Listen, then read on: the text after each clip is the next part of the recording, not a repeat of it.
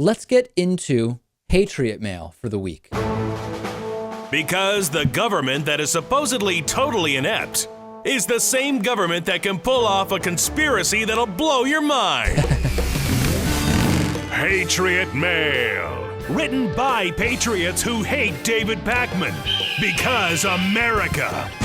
And because freedom. All right, so this week's Hatriot Mail is special because it incorporates the completely lunatic, homophobic ad hominems of your traditional Hatriot Mail, but it combines just the tiniest silver lining of bringing up a reasonable question, a reasonable political question relating to foreign policy, completely insane patriotism on one side, plus a pretty respectable reference to a real political issue. Let's take a listen to that. David Pakman is a government and a church butt boy. Flaming faggot. If citizens can't have guns, then the f***ing military government couldn't have guns. If Iraq or Iran can't have nukes, then no other f***ing military government body should have nukes. Okay, so first of all, me being a government and church butt boy, no idea what that even means.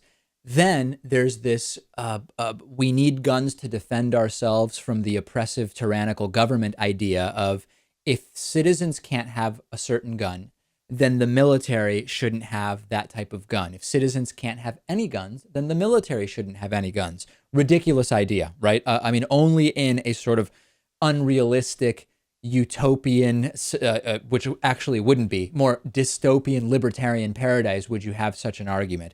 But then the Hatriot actually brings up something interesting, which is if Iran and Iraq can't have nukes, why should any government be allowed to have nukes? And that is interesting in the sense that what is the barometer for who gets to have nuclear weapons?